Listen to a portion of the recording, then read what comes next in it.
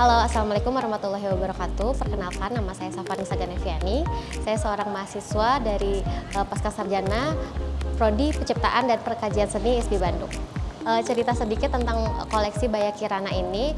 Baya Kirana ini terinspirasi dari pembuatan kebaya modern di tahun sekarang, tapi dari catatan visual dari abad 18 sampai 19. Jadi awalnya sih tentang kegelisahan Safa tentang kebaya, yang mana sekarang mulai banyak definisi-definisi tentang kebaya dan pengen ngolah lagi, lebih tahu lagi lebih lanjut kebaya itu sebenarnya apa. Dan ternyata kalau kita baca secara catatan visual dari awal perkembangannya, ternyata kebaya itu bisa lebih modest dan nggak ngetat sama nggak selalu brokat dan sebagainya. Makanya dari koleksi ini saya pengen kenalin lagi bahwa kebaya nggak harus ketat, nggak harus kurang nyaman di setiap perempuan yang memakainya, tapi juga bisa lebih versatile sama lebih nyaman kayak gitu.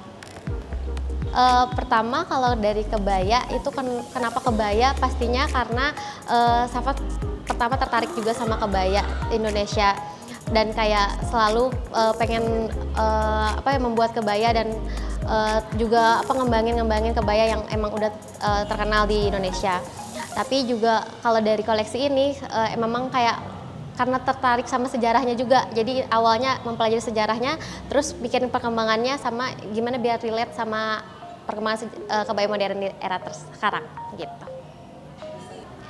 Oke, untuk proses dari pembuatan karya koleksi Baya Kirana ini awalnya memang dari batik. Awalnya dari batik khas Sukabumi. Safa pengen ngembangin kan dari brand Safa juga, Sanaya by Safa.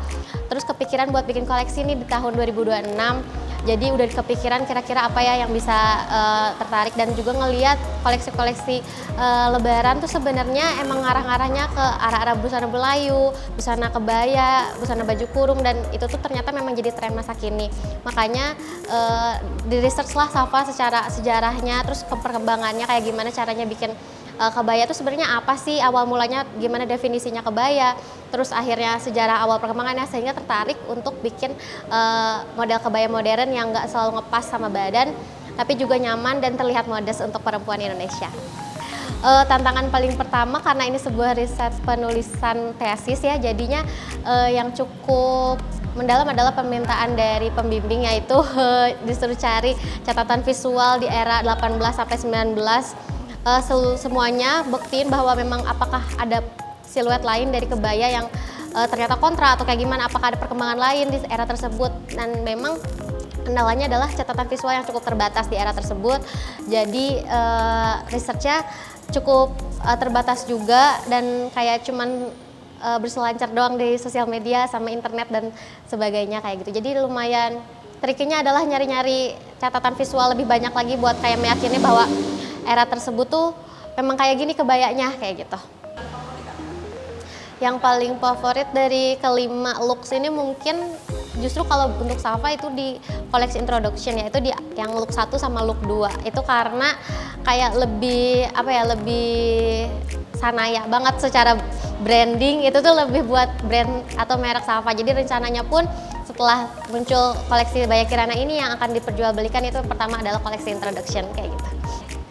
Peran Bunda sebenarnya itu lebih ke batik khas Sukabumi. Jadi memang Bunda tuh merupakan seorang pionir pencipta batik Sukabumi di kota Sukabumi pada tahun 2008. Jadi Safa tuh bagian mengembangkannya. Nah, banyaklah aset-aset motif yang sebenarnya udah dibikin dari Bunda dari tahun 2008, akhirnya dikembangin sama Safa jadi buat motif-motif baru yang diaplikasikan di Baya Kirana ini. Jadi secara semangat, secara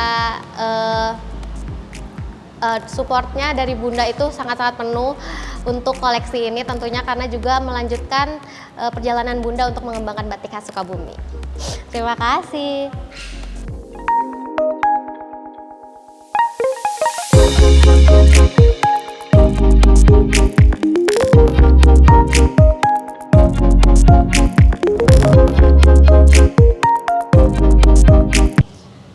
Selamat pagi, perkenalkan nama saya Lukiani Okta Pratiwi. Di sini saya sebagai kurator, perwakilan dari kurator utamanya yaitu Bapak Suharno yang berhalangan hadir pada pagi hari ini.